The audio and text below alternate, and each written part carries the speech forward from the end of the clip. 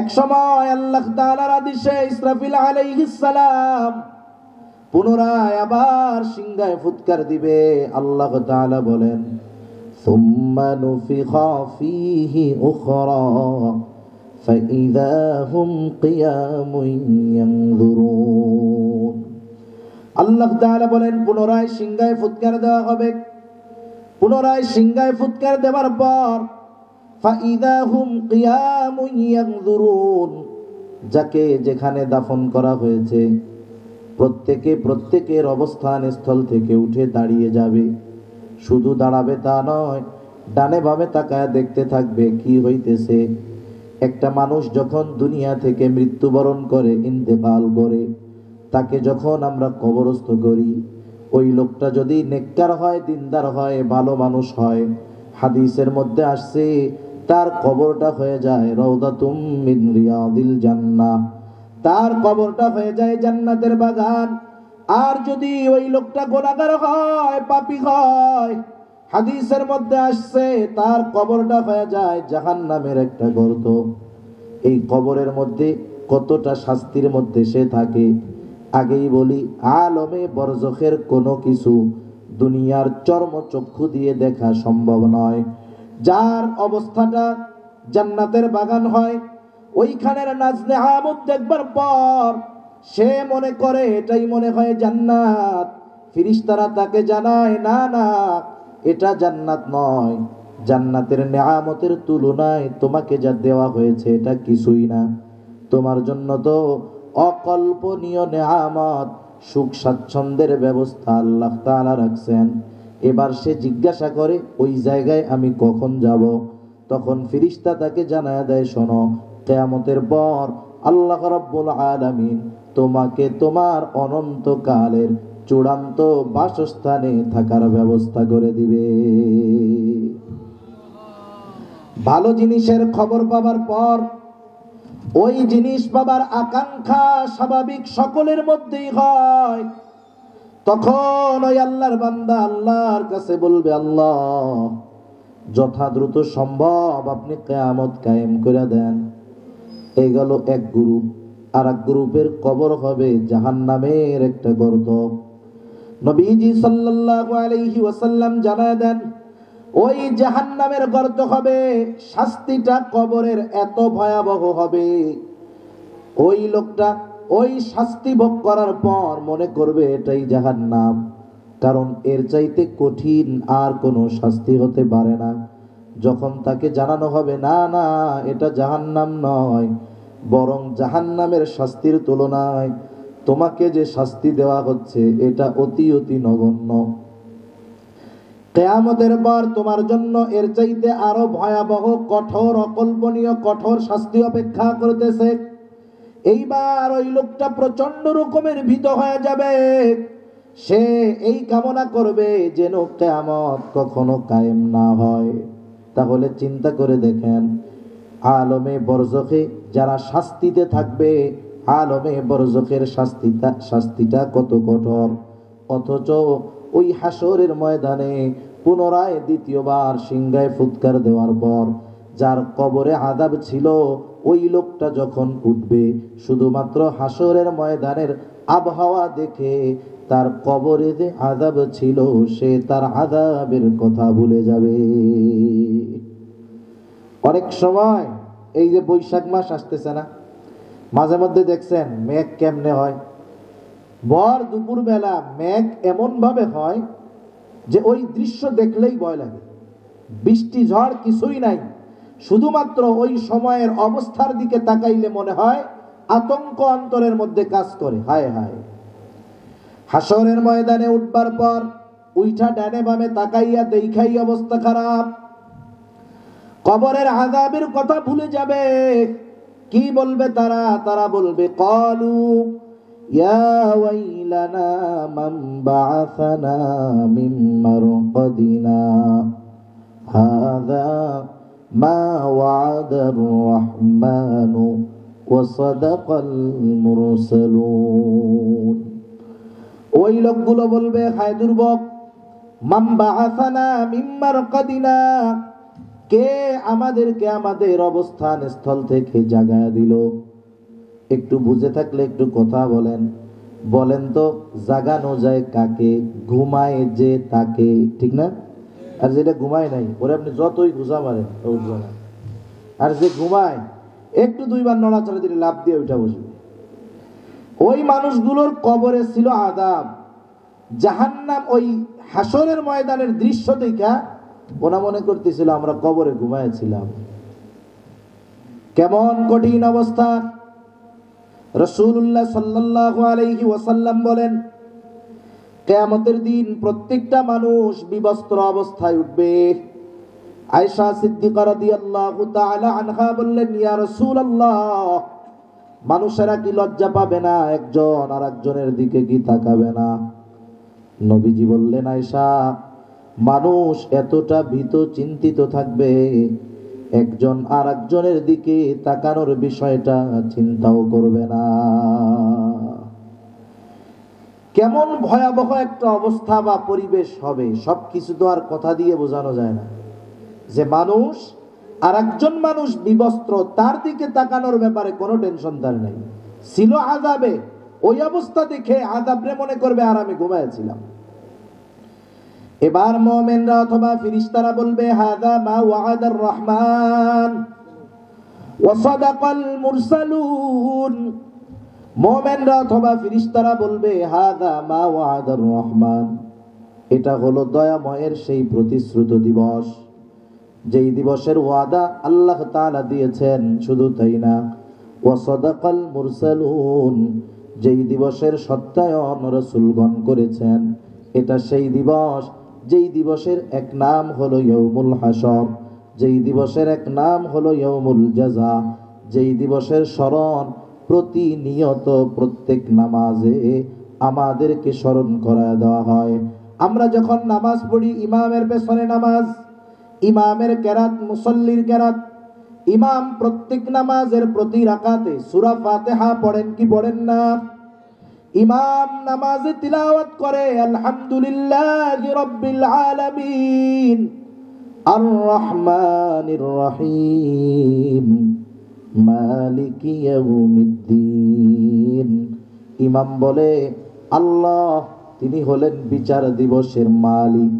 বিচার দিবস, ওই দিবসের এক নাম হলো ওই বিচার দিবস। ওই দিন প্রত্যেকটা মানুষকে তার কর্মের পূর্ণ প্রতিদান দেওয়া হবে। আল্লাহ রাব্বুল আলামিন বলেন, ওয়া ইন্নামা তুওয়াফাউনা উজুরাকুম ইয়াওমাল কিয়ামাহ ফামান যুহজিহা আনিন নার ওয়া উদখিলাল জান্নাতা ফাকাদ ফাজ। আল্লাহ তাআলা বলেন, কিয়ামতের দিন প্রত্যেকটা মানুষকে তার কর্মের পূর্ণ প্রতিদান দেওয়া হবে। ফামান যুহজিহা আনিন নার, যাকে আগুন থেকে বাঁচানো হবে, ওয়া উদখিলাল জান্নাহ, জান্নাতে প্রবেশ করানো হবে। ফাকাদ ফাজ, সে সফল হয়ে যাবে। তার মানে আসল সফল হলো সে, কিয়ামতের দিন জান্নাতের নিশ্চয়তা পাবে যে। আসল ব্যর্থ হলো সে, জাহান্নামে যাবে যে। কেউ যদি পুরস্কার বা প্রতিদান যখন দেওয়া হবে, পুরস্কার দেওয়ার সময়, ওই সময় তো আর ভালো ফলাফল করার কোনো সুযোগ নাই। মনে করেন পরীক্ষার রেজাল্টের আগের দিন সে যদি খুব দোয়া করে, আল্লাহ কালকে তো রেজাল্ট দিবে, আপনি আমার গোল্ডেন এ প্লাস পাওয়ায় দেন, কিন্তু খাতায় কিছু লেখে নেই, কাজ হবে? পরীক্ষার আগের থেকে তার প্রস্তুতি নিতে হবে, পরীক্ষার হলে যথাযথভাবে লিখতে হবে, এরপরে দোয়া করতে হবে যে আল্লাহ আমার খাতা দেখার সময় জানি স্যারের বউয়ের সাথে ঝগড়া টগড়া না লাগে, তাইলে কাম শেষ। ওনার মুড জানি ভালো থাকে, তাইলে মনে করেন কাজ হয়ে যাবে। এই দোয়া করতে হবে, তাইলে না কাজে লাগবে। আমরা কি করি জানেন? আগের পরীক্ষার হলেও কিছু লিখি না, কিছু করি না, ফলাফলের সময় আল্লাহর এটা কি, আল্লাহ আমার এটা দেন, এটা দেন, এটা দেন। সেজন্য আমরা যদি আখিরাতের সফলতা অর্জন করতে চাই, আমাদেরকে দুনিয়াতে যথাযথভাবে প্রস্তুতি নিতে হবে, ঠিক কিনা বলেন? কারণ কি, মুফাসসিরিন কেরাম বলেন এখানে উদ্দেশ্য হলো, আল্লাহ তাআলা বলেন কিয়ামতের দিন মানুষকে তার দুনিয়ার কর্মের পূর্ণ প্রতিদান দেওয়া হবে। সেই দিন প্রতিদান দেওয়া হবে ঠিক, কিন্তু দুনিয়ার কর্মের। তাইলে ওই দিন যদি ভালো ফলাফল চাই, কর্ম ভালো করতে হবে কোথায়? দুনিয়ায়। ওই দিনের বিচারক হলেন আল্লাহ মালিক ইয়াউমিদ্দিন। ওই দিনের একচ্ছত্র আধিপত্য আল্লাহর। ওই দিনের বিচারক তিনি, বিচার করবেন তিনি। শুধু তাই না, দুনিয়ায় যেই মানুষগুলো ন্যায় বিচার পায় নাই, দুনিয়ার যেই মানুষগুলো মাজলুম, কিয়ামতের দিন তাদেরকেও ন্যায় বিচার যিনি দিবেন তিনি কে? আল্লাহ তাআলা বলেন, ওয়ানাদাউল মাওয়াজিনাল কিসত লিয়াউমিল কিয়ামাহ ফালা তুযলামু নাফসুন শাইআ ওয়া ইন কানা মিসকালা হাববাতিন মিন খারদালিন আতাইনা বিহা ওয়া কাফা বিনা হাসিবিন। আল্লাহ রাব্বুল আলামিন বলেন, আমি কিয়ামতের দিন ন্যায় বিচারের আদালত প্রতিষ্ঠা করব। বাস্তবতা এটা, দুনিয়ার আদালতে ন্যায় বিচারের চাইতে অবিচার বেশি, এটাই কিন্তু বাস্তবতা। কারণ কি? কারণ অনেক সময় বিচারক যেই বিষয়গুলোকে সামনে রেখে বিচার করবেন, সেই বিষয়গুলোর মধ্যে ত্রুটি থাকার কারণে অনেক সময় ন্যায় বিচার তিনি করতে পারেন না। যাই হোক, সব শেষে কথাই হলো এইটা, দুনিয়ার মধ্যে ন্যায় বিচারের চাইতে অবিচার বেশি।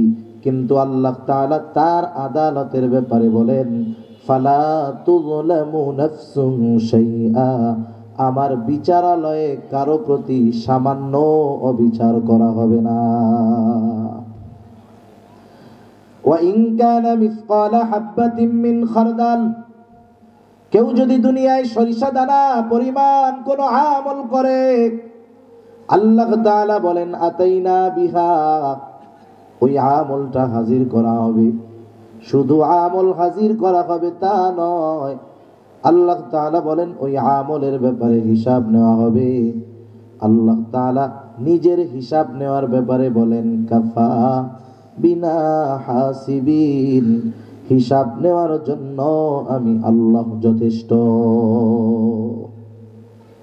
তাহলে আল্লাহ তাআলা কিয়ামতের দিন আমাদের কর্মের পূর্ণ প্রতিদান দিবেন। সেই দিন আল্লাহ তাআলার বিচারালয় হবে, আর বিচারক থাকবেন কে? আল্লাহ যে ন্যায় বিচারক, সংশয় করারও কোনো সুযোগ নাই। কোন ন্যায় বিচারক যদি ন্যায় বিচার করতে চান, তার দুটো জিনিস প্রয়োজন হয়। কয়টা জিনিস? একটু জোরে গন, কয়টা জিনিস? দুই জিনিস। এমনি আপনাকে চেতে না কেন? গলা চেতে হবে তো। ফোন দিলেই এখন কি শুনেন? কাউরে যদি ফোন দেন কি বাজে? এবারের সংগ্রাম, স্বাধীনতার সংগ্রাম। আপনারা সেই গোপালগঞ্জের মানুষ, আপনাকে যদি ঢেইলা আওয়াজ বের করতে হয়, তাহলে কয় জিনিস দরকার? আরো জোরে, কয়টা? এগুলো খেয়াল রাখতে হবে, এগুলো দরকার আছে।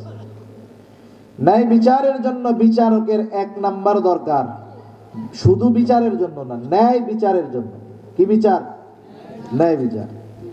ন্যায় বিচারের জন্য দুটো জিনিস দরকার। এক নাম্বার দরকার সত্যবাদী সাক্ষী, তার সত্য সাক্ষ্য। সাক্ষী সত্য, তার বক্তব্য সত্য। আমাদের দেশে অনেক সময় সাক্ষী সত্যবাদী ঠিক আছে, কিন্তু আদালতে গিয়ে যে সাক্ষ্য দেয় সেটা মিথ্যা। তাইলে ন্যায় বিচারক ন্যায় বিচার করতে পারবে? পারবে না। আবার অনেক সময় তো মাশাআল্লাহ এমন হয়, একজনরে কইতেছে যে উকিল, ছোটখাটো মামলা আর কি, যে শোনো আজকে যদি সাক্ষী একটা হইতো তাইলে তোমার মামলা আজকে ক্লিয়ার হয়ে যেত। সাক্ষী পাবে কারে? আর একজনরে ধরে কয়, ভাই 200 টাকা দিই, মনে আমার পক্ষে একটু সাক্ষী দিয়ে দাও। ও কার পক্ষে সাক্ষী দিবে, কার বিরুদ্ধে দিবে তারেও চিনে না, যার পক্ষে দিবে তারেও চিনে না। যা শিখাই দিছে ওই জায়গায় যায় বলে হয়ে গেছে। তার মানে সাক্ষীও মিথ্যা, যা বলছে তাও মিথ্যা। ন্যায় বিচারের জন্য দরকার সত্যবাদী সাক্ষী, সত্য সাক্ষী, তার সত্য সাক্ষ্য। দুনিয়াতে এটা খুব কমই হয়। আল্লাহ রাব্বুল আলামিন ন্যায় বিচারের জন্য এক নাম্বার যেটা দরকার সেটার ব্যবস্থা করেছেন। আমি আপনি যেই জায়গায় থাকি না কেন, যেখানে যাই না কেন, রাতে হোক দিনে হোক, আলোতে হোক আঁধারে হোক, ঘরে হোক বাহিরে হোক, পানির তলদেশে হোক, মাটির তলদেশে হোক, আসমানে হোক, বলেন তো আমি আপনি যেখানেই থাকি না কেন, যেই মুহূর্তেই থাকি না কেন, গহীন অরণ্যে আধার রাতে একা হোক, আমি আপনি যদি কোনো কাজ করি, কোনো আমল করি, দুনিয়ার কেউ যেই কাজের খবর জানে না, বলেন তো সেই কাজের সব খবর যার কাছে আছে, যিনি তিনি কে? পৃথিবীতে এমন একটা জায়গা নাই যেই জায়গায় গিয়া আল্লাহর নজরের বাহিরে যাওয়া যাবে, আছে নাকি দু একটা? তাহলে আল্লাহ হলেন শাহেদ, আমাদেরকে সর্ব অবস্থায় দেখেন। তার মানে আমাকে আপনাকে দেখেন, আমার আপনার কর্মকাণ্ডগুলো সব দেখেন। তাহলে আমার আপনার সকল কর্মের সর্বপ্রধান এবং সর্বপ্রথম সাক্ষী যিনি, তিনি কে? আল্লাহ তাআলা তার নিজের সাক্ষ্যর ব্যাপারে বলেন, কাফা বিল্লাহি শাহিদা, সাক্ষী হিসাবে আল্লাহ যথেষ্ট। এরপরেও আল্লাহ তাআলা শুধু নিজে সাক্ষী তা নয়, ফেরেশতারা আমাদের কর্মের ব্যাপারে সাক্ষী। আমাদের সাথে প্রতিদিন সকাল থেকে সন্ধ্যা এক দল, সন্ধ্যা থেকে নিয়ে সকালে আর এক দল ফেরেশতারা আল্লাহ তাআলার আদেশে আমাকে আপনাকে বিপদ আপদ থেকে হেফাজত করার জন্য ফেরেশতারা আমার আপনার নিরাপত্তার দায়িত্বে নিয়োজিত থাকে। এরা আমার আপনার কর্মের ব্যাপারে সাক্ষী। শুধু তাই না, সম্মানিত লেখক দয় কিরামান কাতিবিনা ইয়ালামুনা মা তাফআলুন। আল্লাহ তাআলা বলেন কিরামান কাতিবিন, জানে তোমরা কি আমল করো। তার মানে এক নাম্বার সাক্ষী আল্লাহ, দুই নাম্বার সাক্ষী ফেরেশতারা, তিন নাম্বার সাক্ষী আমার আপনার অঙ্গ প্রত্যঙ্গ। কর্ম সম্পাদনের মাধ্যম, আমরা কর্মগুলো সম্পাদন করি আমাদের অঙ্গ প্রত্যঙ্গের দ্বারা। কিছু কাজ হাত দ্বারা সম্পাদন করি, কিছু কাজ পা দ্বারা সম্পাদন করি, কিছু কাজ চোখ দ্বারা সম্পাদন করি, কিছু কাজ জবান দ্বারা সম্পাদন করি। তার মানে অঙ্গ প্রত্যঙ্গ হলো কর্ম সম্পাদনের মাধ্যম, ঠিক কিনা বলেন? আমার আপনার এই অঙ্গ প্রত্যঙ্গ আমার আপনার ব্যাপারে আল্লাহ তাআলার কাছে সাক্ষ্য দিবে। আল্লাহ তাআলা কোরআনুল কারীমের মধ্যে বলেন, আল ইয়াউমা নাখতিমু আলা আফওয়াহিহিম ওয়া তুকাল্লিমুনা আইদিহিম ওয়া তাশহাদু আরজুলুহুম বিমা কানু ইয়াকসিবুন। আল্লাহ তাআলা বলেন, আজকের এই দিন অর্থাৎ কিয়ামতের দিন, নাখতিমু আলা আফওয়াহিহিম, আমি তাদের মুখের উপরে মোহর মেরে দিব। ওয়া তুকাল্লিমুনা আইদিহিম, আমার সাথে কথা বলবে তাদের হাত। ওয়া তাশহাদু আরজুলুহুম, সাক্ষী দিবে তাদের পা। বিমা কানু ইয়াকসিবুন, এই হাত পা দ্বারা তারা কি উপার্জন করেছে। শুধু হাত পা আমার আপনার কর্মের ব্যাপারে সাক্ষী দিবে তা না, আল্লাহ তাআলা আরেক জায়গায় বলেন, শাহিদা আলাইহিম সামউহুম ওয়া আবসারুহুম ওয়া জুলুদুহুম বিমা কানু ইয়ামালুন। আল্লাহ তাআলা বলেন, সাক্ষী দিবে তাদের কান, সাক্ষী দিবে তাদের চোখ, সাক্ষী দিবে তাদের চামড়া। এগুলোর দ্বারা তারা কি আমল করছে সব আল্লাহ তাআলার কাছে তারা বলবে। অনেক মুরব্বী আছেন, হয়তো 70 বছর বয়স পার হয়ে গেছে, জিজ্ঞাসা কইরা দেখেন যে মুরব্বী এই 70-80 বছরের হায়াতে আপনার হাত 2-4 বার আপনার সাথে কথা বলছে নাকি? বলে? অতীতে কারো বলছে? ভবিষ্যতে বলার সম্ভাবনা আছে? নাই। অথচ দুনিয়ায় এতকাল একসাথে এরা কোনোদিন কথাবার্তা কইল না। যখন হাসরের ময়দানে গিয়ে দেখবে, কি রে, কান রে আমি মজা দেওয়ার জন্য কত রাতের পর রাত গান শুনলাম, গান শুনতে শুনতে কত ঘুমাইলাম, চোখরে মজা দেওয়ার জন্য কম্বলের তলে মুড়ি দিয়া কত সিনেমা দেখলাম, একটু মানুষরে হেয় প্রতিপন্ন করার জন্য কত বকাঝকা দিলাম, টিটকারি করলাম এই জবান দিয়া। এরা তো কোনোদিন আমারে মানা করে নাই যে দোস্ত এই কামটা ভালো না, করিস না। আজকে এরা আমার বিপক্ষে কথা বলতেছে। ওরা কেমন যেন অঙ্গ প্রত্যঙ্গকে জিজ্ঞাসা করবে যে তোমরা তো দুনিয়ায় কথা বলতে পারতা না, এখন কথা বলতেছো কেমনে? ক্বালু লিজুলুদিহিম লিমা শাহিদতুম আলাইনা, তারা অঙ্গ প্রত্যঙ্গ চামড়াকে জিজ্ঞাসা করবে, তোমরা কেন আজকে আমাদের বিপক্ষে সাক্ষী দাও? দুনিয়ায় তো কথাবার্তা বলতে পারতা না, কথাবার্তা বলতে পারতা না, আজকে কেমন করে কথা বলো, আমাদের বিপক্ষে সাক্ষী দাও। এইবার অঙ্গ প্রত্যঙ্গ গুলো বলবে, ক্বালু আনতাকানাল্লাহ, আজকে আমাদের কথা বলার ক্ষমতা যিনি দিয়েছেন তিনি কে? আনতাকানাল্লাহ, আমাদের কথা বলার ক্ষমতা আজকে দিয়েছেন আল্লাহ। তার মানে এরা কথা বলতে পারে কিন্তু বলে না, আল্লাহ তাআলার অর্ডার নাই, এই জন্য বলে না। নাইলে এরা বলতো, দোস্ত বহুত করছিস রে, আর করিস না, বহুত বলতো, কিন্তু কথা বলতে পারে, মানা করছে কে? আল্লাহু আকবার। একটু চিন্তা করেন, যদি আপনার আমার বা আমাদের কারো ব্যাপারে বলা হয়, বিশ্বস্ত সূত্র থেকে খবর আসে যে শোনো, কাশিয়ানী থানায় গিয়ে জানতে পারলাম তোমারে কিন্তু থানার থেকে ডিবি পুলিশ গোয়েন্দা নজরদারিতে রাখছে। গোয়েন্দা কোথায় আছে না আছে, কোন জায়গায় যদি নাও থাকে, ওর মনে হবে না জানি এই জায়গায় কে আছে না আছে, ঠিক না? বলেন তো, ওর ব্যাপারে যদি বিশ্বস্ত খবর এরকম আসে যে তোমারে নজরদারিতে রাখা হয়েছে, তাহলে ও যা মন চায় তা করবে? যেখানে সেখানে যাবে? ও মসজিদ আর বাড়ির মধ্যে ঢুকবে, বাড়ি টু মসজিদ, কারোর সাথে কথাও বলবে না, প্রত্যেকটা কথা সতর্কতার সাথে বলবে। মোবাইলে কথা বলার আগে 15 বার ভাববে যে না জানি নাম্বার ট্র্যাক করে রাখছে কিনা, কি কথা কই না কই আর ফাঁস না হয়ে যায়। দুনিয়ায় কত প্রভাবশালী ব্যক্তি দেখেন,